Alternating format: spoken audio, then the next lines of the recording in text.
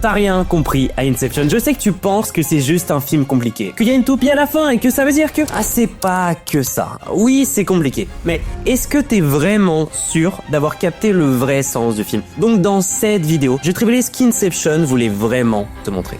De quoi parle le film? Inception, c'est l'histoire d'un gars. Et ce mec, il a le pouvoir d'aller dans le rêve des gens. À l'intérieur, il peut leur voler des idées, mais c'est pas le truc le plus important. Le vrai sujet du film, c'est toute sa relation avec sa femme. Mais donc, j'aurais pu analyser la fin du film. Parler de la toupie pendant genre 2h30 pour finir par te dire qu'on s'en fout parce qu'il la regarde pas, la toupie, et la vérité, c'est que ça m'intéresse pas. Non, parce que moi, j'ai envie de te parler de deuil.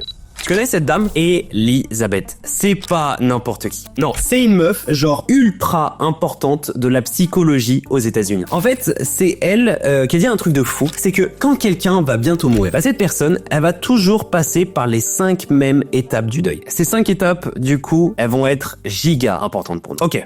Inception, c'est un film de fou. Inception, c'est un film qui a 5 niveaux. La réalité, le premier niveau de rêve, le deuxième niveau de rêve, le troisième et ce truc trop bizarre qu'on appelle les limbes. 5 niveaux. Et tu sais ce que ça veut dire? Le premier niveau, c'est la réalité. Notre réalité.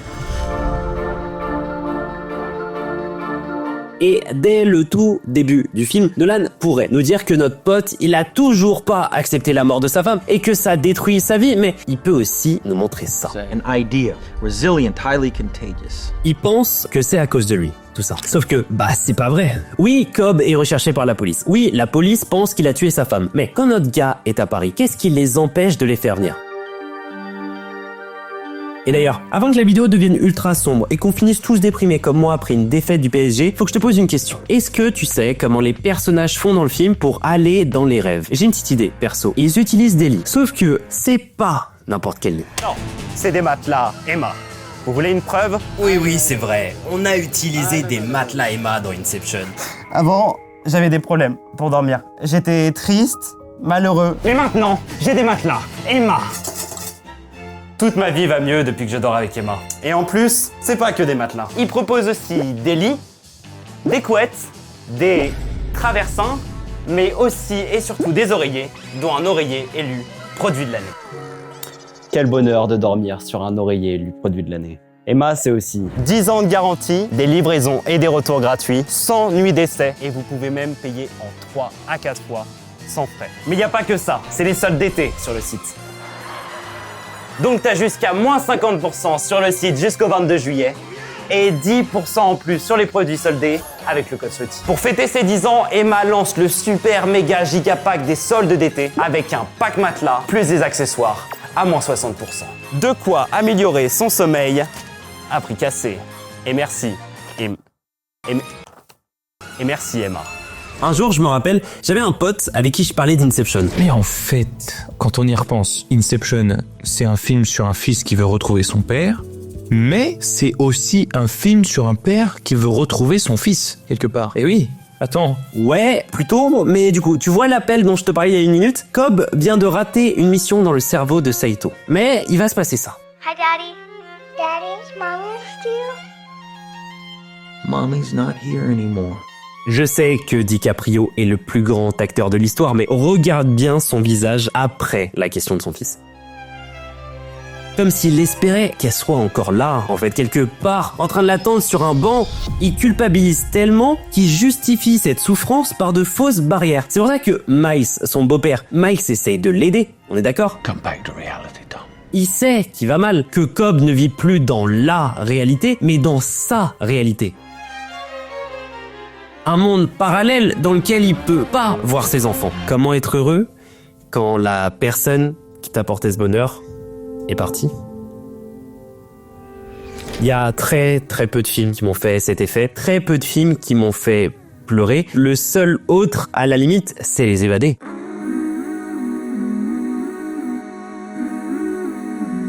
Andy est condamné à la prison à vie, enfermé pour un crime qu'il n'a absolument pas fait, et Cobb est dans sa tête, enfermé pour un crime qu'il n'a absolument pas fait. Andy creuse pendant 19 ans un tunnel pour s'échapper de sa prison. Cobb, lui, creuse pendant toute sa vie un rêve pour s'échapper de la sienne. L'un creuse pour retrouver la lumière, l'autre creuse pour rester dans l'ombre. Et je trouve ça ouf. C'est pour ça que même quand Miles essaye de le sortir, Cobb refuse. Il est convaincu que s'il s'autorise la joie, le souvenir de Mal disparaîtra comme une feuille au vent.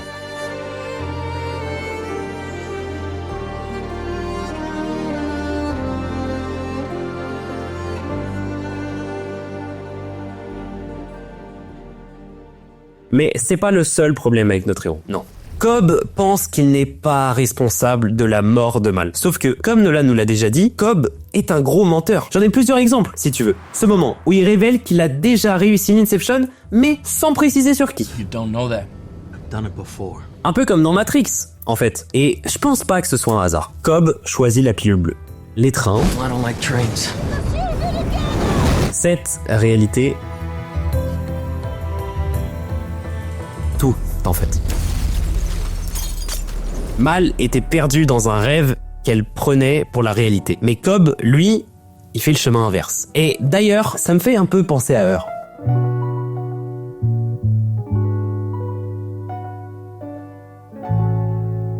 Her, ça parle d'un homme. Un homme qui n'arrive pas à oublier son ex. Il va s'attacher à une IA qui s'appelle Samantha. Il commence à construire une relation avec elle comme si Samantha était réelle.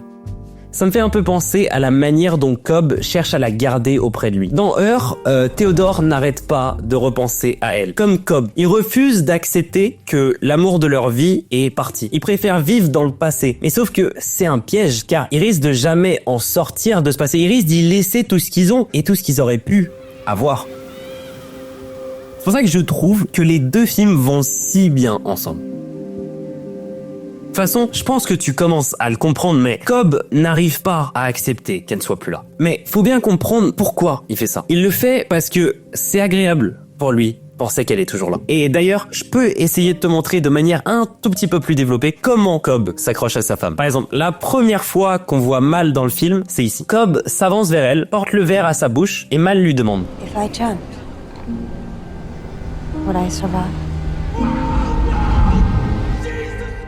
Mais il y a un problème. Cette scène, elle se passe dans un rêve où Cobb est censé voler des infos à Seito. Donc Mal est une projection de Cobb. Mais du coup, si Mal parle de survivre, 40 secondes plus tard, Do the children miss me? I can't imagine. commence à capter. Il essaye de trouver des raisons pour lesquelles elle devrait être là. D'ailleurs, même Nolan nous le confirme. Car dans cette chambre où notre gars parle avec sa femme, il y a un tableau. Looks like Arthur's taste. Un tableau anglais. Une œuvre de Francis Bacon et qui s'appelle Study for Head of George Byers. George était l'amant de Monsieur Bacon. Après qu'ils aient vécu ensemble de longues années, George est mort. Donc il l'a peint. Il l'a peint avec amour. Mais il l'a dessiné avec un trou sur son visage parce que il avait déjà commencé à l'oublier. Aussi fort que puisse être l'amour, et ça me parle, aussi fort que puisse être l'amour, le temps finira par tout effacer.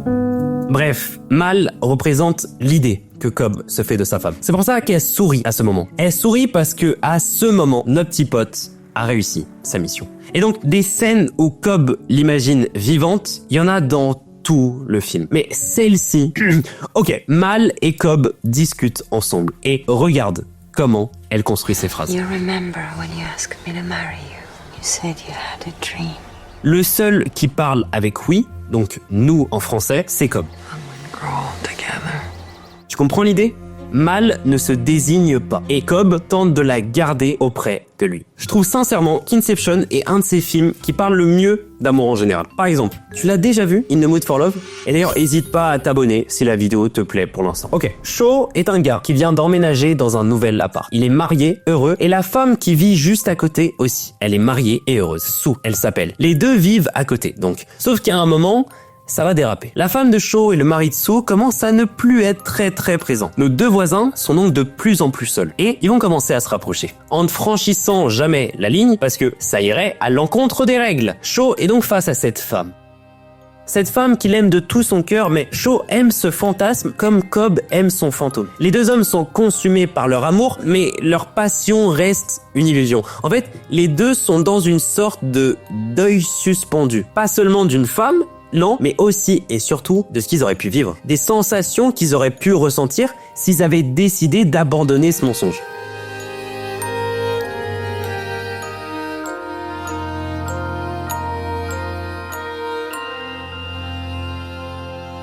Mais donc, tout ça, c'était que la première partie du deuil. Parce que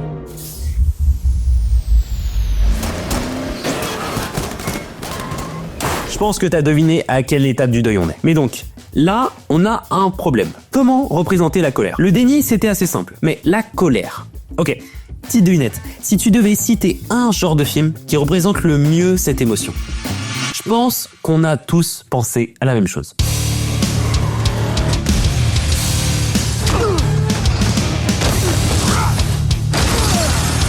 Oui, j'adore Jason Statham. D'ailleurs, même la ville est agressive. Peut-être que je suis un maxeur. Mais tu sais à quelle ville ce passage il me fait penser?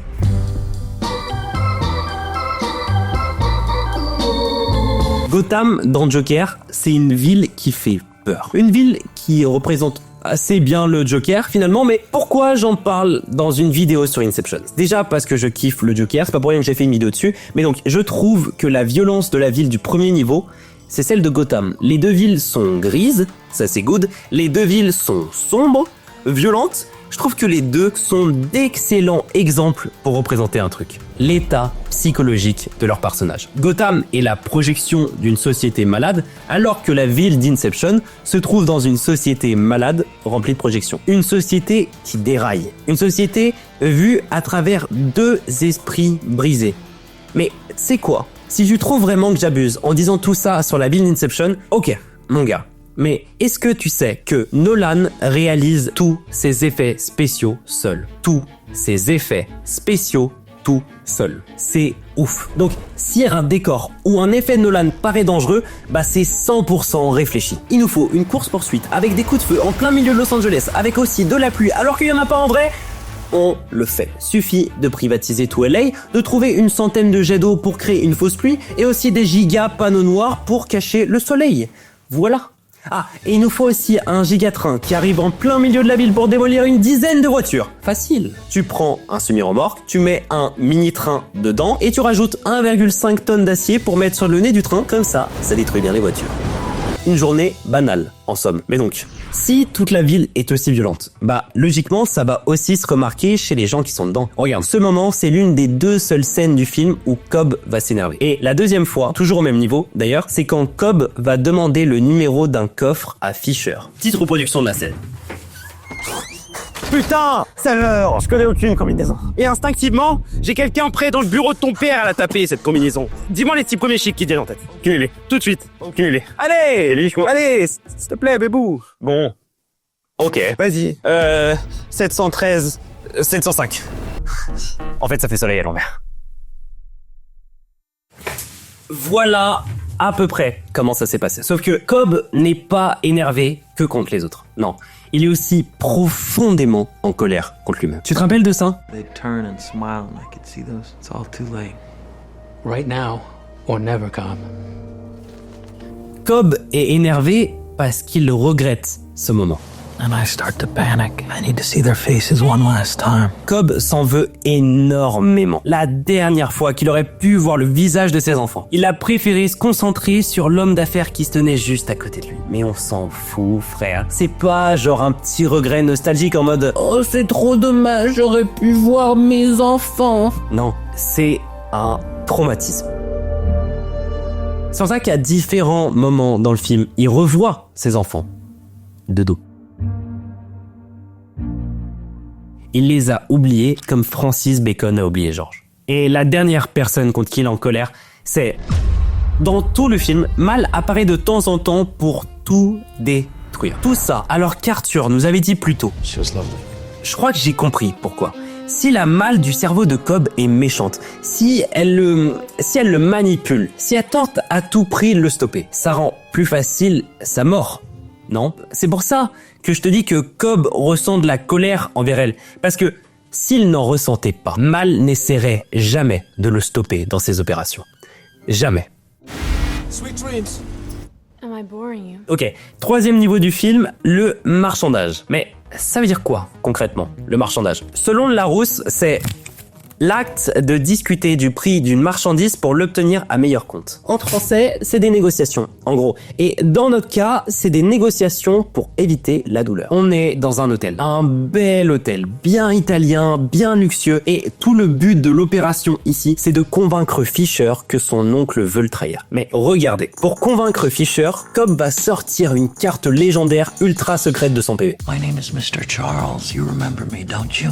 Mais qui c'est, ce gars? C'est un perso que Cobb utilise quand il a vraiment plus d'inspi. Son rôle? I'm the head of your security down here. Security, huh? Si j'ai bien compris, il avoue à la victime qu'elle est en train de rêver, puis la convainc que ses projections sont en train d'essayer de lui faire du mal, et que donc, heureusement, et je dis bien heureusement, I am here to protect you. on ferait quoi sans Mr. Charles, décidément. Bref, Cobb fait une négociation avec le cerveau de Fisher. Mais donc, quel est le lien avec le marchandage de Cobb? Bah, tu le vois pas? Des négociations.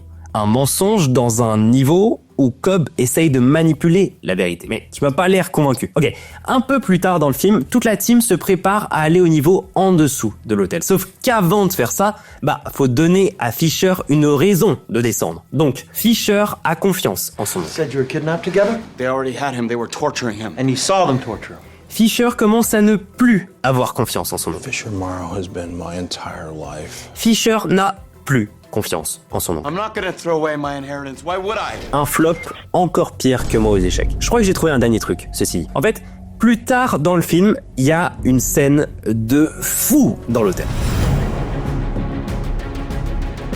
Oui, Nolan a vraiment construit un giga couloir qui tourne pour cette scène. Mais surtout, si la gravité peut être contrôlée, c'est pas une tentative de marchandage avec la réalité, ça? Hey, you ready? Yes. Mais bon, tu t'en doutes, le principal point du marchandage de Cobb, c'est pas par rapport à Fisher. Do the children miss me? Cobb supplie sa femme de rester en vie. Stay where you are, Mom. Cobb tente de négocier avec la réalité, l'absence auprès de ses enfants contre rester présent aux côtés de celle qu'il aime. D'ailleurs, il y en a deux autres. You know what you have to do. Je suis le seul à trouver que ça ressemble à une invitation au suicide. Enfin, c'est l'échange de sa vie contre la promesse de retrouver celle de son amour. Il veut pas juste la revoir, il veut la rejoindre. On veut tous la rejoindre. Or do you think he's as lost as I was? Cobb essaye de s'auto-convaincre, en fait. Il essaye de se négocier une porte de sortie. Une porte de sortie de sa vie.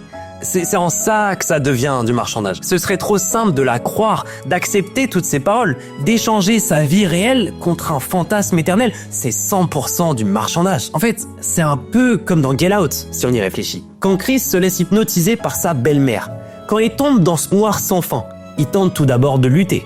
Il se débat, tente de crier, mais rien ne sort. Son corps s'éloigne, sa voix disparaît, et à un moment, il comprend. Il comprend qu'il est déjà tombé et qu'il ne pourra plus jamais remonter. Mais le fait qu'il ait pensé pouvoir garder le contrôle dans cette prison, c'est ça le truc important. Comme Cobb qui pensait pouvoir la revoir en fait, c'est ça le marchandage. Deux tentatives désespérées de reprendre le contrôle sur ce qui a déjà été perdu. Cobb qui pense pouvoir diriger ses rêves, Cobb qui se bat, qui se débat, sauf que la seule personne qui décide ici, c'est pas lui. La seule chose qui leur reste, c'est la fatigue. Chris dans son fauteuil, Cobb dans ses rêves, ou moi dans mon matelas Emma après une nuit passée à écrire. Mais donc, si Cobb tente de façonner la réalité pour plaire à ses envies, d'une certaine manière, il tente de réécrire l'histoire, non? À un moment du film, Cobb et sa team viennent voir Youssouf pour qu'il leur prépare une potion. Et quand il descend dans sa cave, on entend un vieux parler à Cobb. The dream has become the reality. Who are you to say otherwise? Ça te rappelle pas quelque chose? Un homme tourmenté, triste, seul et qui ne demande qu'une seule chose, retourner auprès de celle qu'il a laissé partir. Cobb veut réécrire l'histoire. C'est pour ça qu'il rêve d'elle chaque nuit. Ses rêves sont comme une tentative de négociation avec son subconscient. Il essaye chaque soir de faire un échange. Je te donne ma réalité, rends-moi la tienne. Chaque soir, il retourne dans cette cellule qu'il appelle ses expériences. Une prison mentale qu'il s'est lui-même construite. Mais c'est pas juste lui qui l'enferme. Non, c'est aussi elle qui est piégée. Un monde où elle est toujours là. Sauf que ce monde-là, c'est un monde où personne ne peut vivre. Toute cette mélancolie, donc, cette tentative de marchander avec la réalité, ça me fait un peu penser à mon film préféré. Vertigo. Pourquoi je fais un lien entre Inception et Vertigo? Déjà parce que ça me permet d'en parler. Toutes les occasions sont bonnes pour parler de Vertigo. Mais surtout parce que je trouve que les deux films sont liés.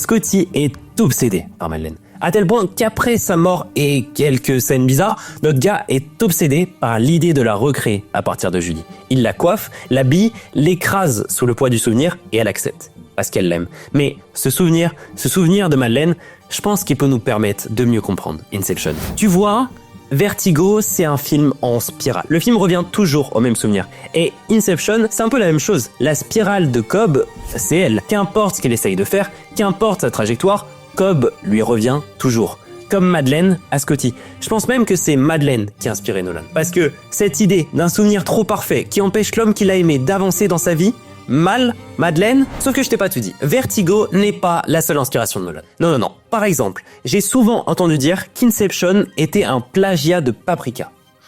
Voilà pourquoi. Sauf que penser qu'Inception est un plagiat d'Inception, enfin que Paprika est un plagiat d'Inception, ce serait oublier un truc primordial. C'est que aucune idée n'est originale. L'idée d'avoir quelqu'un qui s'introduit dans les rêves d'un autre quelqu'un, Jacob's Ladder, Brazil, A Nightmare on Elm Street, le ton du film et toute cette idée d'une fausse réalité. You've been living in a dream world, Neo. I am the creator of a television show. Then who am I? You're the star. Deux très bons films, d'ailleurs.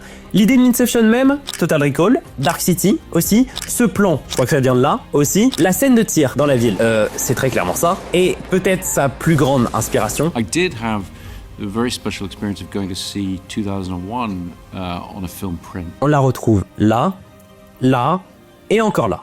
Comme le disait Picasso et comme l'a repris un autre grand artiste. It comes down to trying to expose yourself to the best things that humans have done, and then try to bring those things in to what you're doing.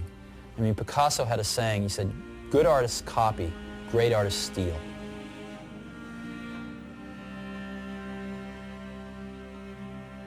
Mais on n'a pas fini, parce que maintenant qu'on est passé par le déni, la colère et le marchandage, il reste quoi après avoir recherché des solutions?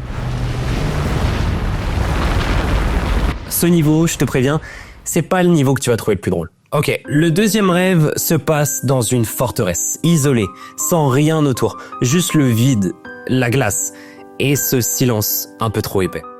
Cette forteresse dans le film, elle est appelée l'hôpital. Et c'est pas une erreur. Enfin, un hôpital. Lieu censé guérir, mais qui ne contient que de la souffrance. Une souffrance qui peut durer des jours, des mois, des années. Un hôpital rempli de gens qui ne demandent qu'à rentrer chez eux, qu'à sortir de cet endroit qui est tant synonyme de souffrance pour eux. Un hôpital froid comme un poignard, froid comme une lame dessinée pour te transpercer le cœur. Et ce silence. Un silence vide. Tu respires, mais rien ne rentre. Tu marches, mais pour aller où? Tu vis, et pour quelle raison? Tiens, tant que j'y pense, on la voit dans ce niveau, Mal. On la voit tirer sur Fisher. On la suit sortir de nulle part pour tout foutre en l'air. Comme un rappel de ces journées où le monde te tombe dessus. Et d'ailleurs, je pense pas que ce soit un hasard, ce moment. Le fait est que, alors même qu'il reste 30 minutes au film, ou un truc comme ça, on s'en doute que c'est pas fini. Mais I'm sorry. tu sais comment ça s'appelle, ça? Le moment où Cooper apprend qu'il ne pourra plus jamais revoir ses enfants. La mort de Dumbledore, après que Harry et lui soient revenus à Poudlard en urgence. Les gens qui ont passé leur vie à écrire des histoires, ils appellent ça un All is Lost. Mais le truc cool, c'est que souvent après le All is Lost, il y a un climax. Un autre mot compliqué qui veut dire le moment ultra épique et stylé qu'il y a à la fin de tous les films. Genre ça. Mais dans notre cas, dans notre logique du deuil, un All is Lost, ça annonce aucun climax de fou baiser. Au contraire, c'est la traversée du vide. Une traversée d'une grotte sans fin. Une grotte dont on n'est même pas sûr de trouver la sortie. C'est pour ça que je te disais que ce serait pas le niveau où t'allais le plus rigoler. L'une des parties les plus dures de la dépression, on le sait tous, c'est la solitude.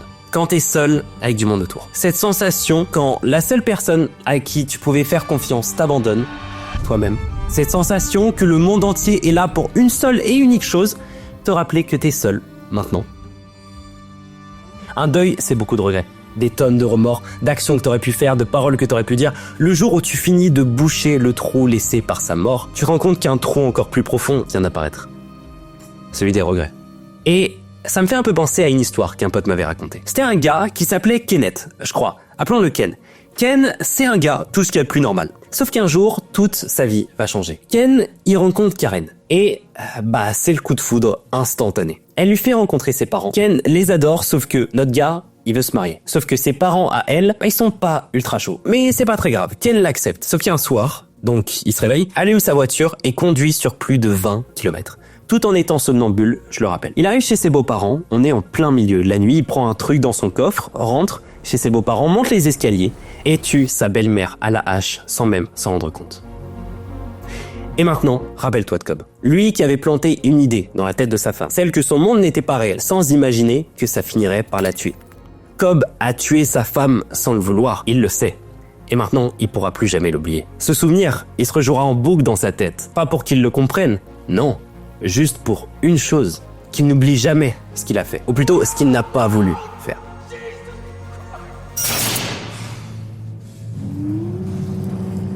Pourquoi tout le film tourne autour de la mort d'un proche? Il s'est passé quoi avec Nolan pour qu'il ait besoin de parler de tout ça? Je pense que la réponse se trouve au moment où Nolan finissait de bosser sur Inception. Nolan a toujours admiré son père, Brendan James Nolan, un père de 3 enfants passionné par le cinéma.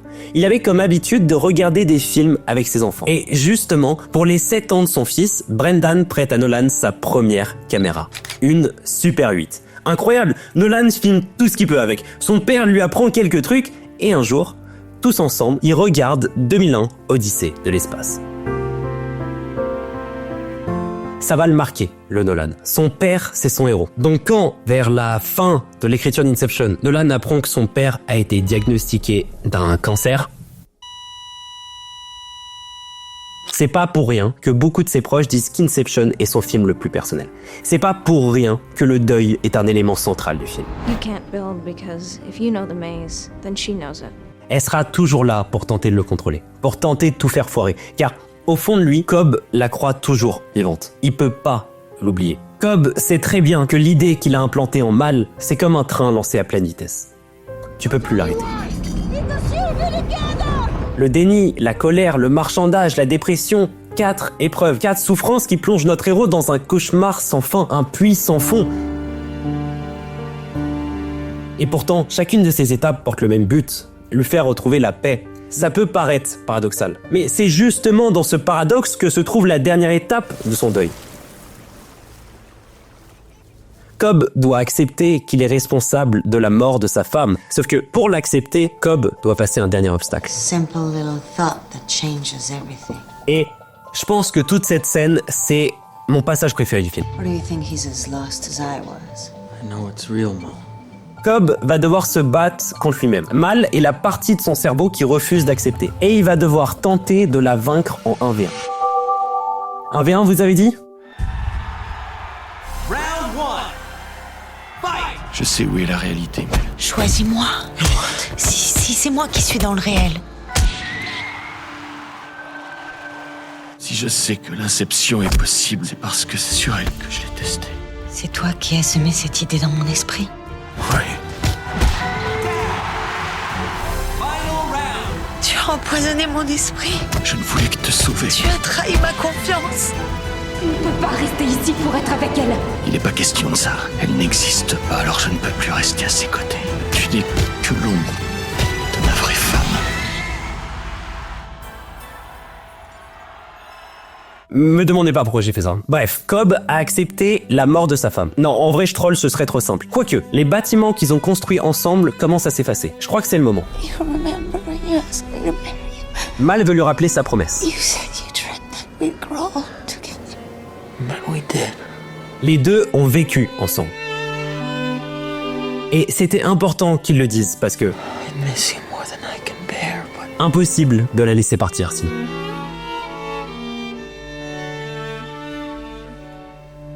Cobb a su accepter la douleur pour avancer, accepter ce dernier coup de poignard dans son cœur pour pouvoir enfin aller de l'avant. Mais c'est pas un hasard que son deuil finisse comme ça. Tu connais l'histoire de l'écriture d'Inception? Nolan a toujours voulu faire un film sur les rêves. Il a commencé à réfléchir à un film de braquage. Enfin, tout d'abord, il pense à un film d'horreur. Un film d'horreur, les frères. Mais très vite, il l'abandonne. Et il repart sur sa première idée. Sauf que, problème. The longest I was stuck was on Inception. I got to page 80 or so. Pourquoi? Parce qu'un film de braquage, c'est super pour introduire des personnages. C'est super pour expliquer des concepts compliqués, les rêves partagés, l'extraction, l'inception. Sauf que, un film de braquage, c'est souvent plat. Nolan, il veut des émotions, lui. Donc il bloque à cette foutue page 80. Mais un jour, alors qu'il continue de galérer, DiCaprio vient le voir. Et il parle avec Nolan. Il lui explique que le personnage de Cobb pourrait devenir bien plus complexe. Que son film de braquage, oh Nolan, C'est un film sur un fils qui veut retrouver son père, mais c'est aussi un film sur un père qui veut retrouver son fils. c'est ouf, non? Sauf que pour accepter cette proposition, Nolan doit faire le deuil de la sienne. Accepter d'abandonner son idée, de souffrir pour avancer, et c'est en ça qui me fait penser au personnage de Cobb. Et maintenant, quelle est l'étape après l'acceptation? Vivre.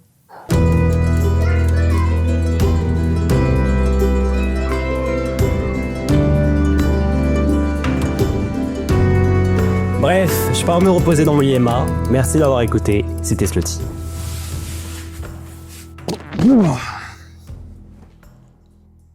Ouais. Vivre. Mon avis YouTube pense que tu vas adorer la vidéo qui est à l'écran, donc essaye et clique. Ça peut être cool. Clique ou ça va mal finir.